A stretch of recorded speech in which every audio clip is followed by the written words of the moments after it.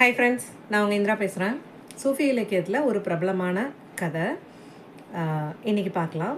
ஒரு மன்னர் வந்து நகர்வலம் போய்கிட்டு இருக்காரு. அவர்கிட்ட ஒரு பிச்சைக்காரர் வந்து பிச்சை கேட்குறப்போ மன்னர் சொல்லியிருக்காரு, என்னோட அமைதியை கெடுக்கிற மாதிரி நீ வந்து தொந்தரவு பண்ணாத அப்படின்னு சொல்லியிருக்காரு. உடனே அவர் வந்து அதுக்கு பதில் சொல்லியிருக்காரு, உங்கள் அமைதி வந்து மற்றவங்களால கெடுக்கப்படும் அப்படின்னா அது அமைதியே கிடையாது. அப்போ தான் அவர் நிமிர்ந்து பார்த்துருக்காரு. இவர் வந்து பிச்சைக்காரர் இல்லை, யோகி அப்படின்றத புரிஞ்சுக்கிட்டு அவரை பார்த்து வணங்கி, உங்களுக்கு என்ன வேணும்னு சொல்லுங்கள், நான் என்ன வேணும்னாலும் தரேன் அப்படின்னோடனே, உன்னால் தர முடியாத விஷயத்தை பற்றிலாம் நீ பேசாத அப்படின்னு அவர் சொல்லியிருக்காரு. அமைதியாக சாந்தமாக சொல்லியிருக்காரு. இவர் வந்து நான் யாருன்னு தெரியுமா, நீங்கள் வாங்கன்னு சொல்லி அரண்மனைக்கு கூட்டிகிட்டு போயிருக்காரு. கூட்டிகிட்டு போய் அவருக்கு என்ன வேணும்னு கேட்டோடனே அவர் வந்து அவர் கையில் வச்சுருந்த பிச்சை பாத்திரத்தில் எனக்கு தங்க நாணயங்கள் கொடு அப்படின்னு சொல்கிறார். இது நிறையா. உடனே அவர் எடுத்து போடுறார். எடுத்து போட்டோடனே அது காணாமல் போயிடுது.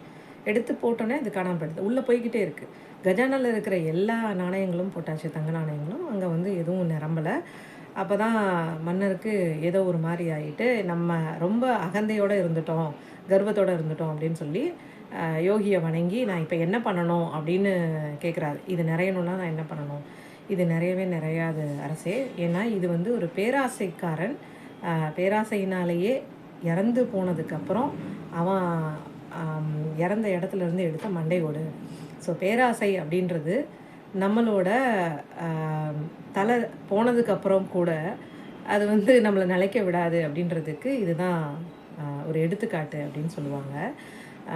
ஆசை இருக்கலாம், ஆனால் பேராசைன்றது என்ன பண்ணும் அப்படின்னா, நம்ம கிட்ட இருக்கிற விஷயத்த கூட, அதாவது நம்ம என்ன வச்சுருக்கோமோ அதுக்கு சொந்தக்காரவங்கன்ற ஒரு ஃபீலிங் கூட நம்மளுக்கு கொடுக்காம, ஒன்றுமே இல்லை அப்படின்ற லெவலுக்கு இன்னும் வேணும் இன்னும் வேணும் இன்னும் வேணும்னு ஒரு ஆர்வத்தை தூண்டுறதோட மட்டும் இல்லாமல் நம்மளை ஒன்றுமில்லாதவங்களாவே நினைக்க வச்சு ஆக்கவும் செஞ்சிருது. ஏன்னா இருக்கிற விஷயத்துக்காக நன்றி பாராட்டுற தன்மை நம்மளுக்கு மறந்தே போயிடும். இன்னும் வேணுன்ற தன்மையிலே இருக்கிறப்போ இருக்கிற விஷயத்த கொண்டாடுறதுக்கான மனநிலை இல்லை, நன்றி உணர்வுக்கான மனநிலை இல்லை அப்படின்றப்போ நம்மளுக்கு இன்னும் கிடைக்கிறதுக்கான வாய்ப்புகள், அதுக்குண்டான ஈர்ப்பு சக்தி வேலையே செய்யாது. அதுதான் உண்மை. ஸோ ஆசைக்கும் பேராசைக்கும் வித்தியாசம் தெரிஞ்சுக்கிட்டு ஆசைப்படலாம், அடையலாம், சந்தோஷமாக இருக்கலாம். நல்ல விதத்தில் ஈர்ப்பு விதியின்படி நம்ம எல்லாத்தையும் ஈர்த்துக்கிட்டு சந்தோஷமாக இருக்கலாம். ஆனால் பேராசை வேண்டாம். தேங்க்யூ.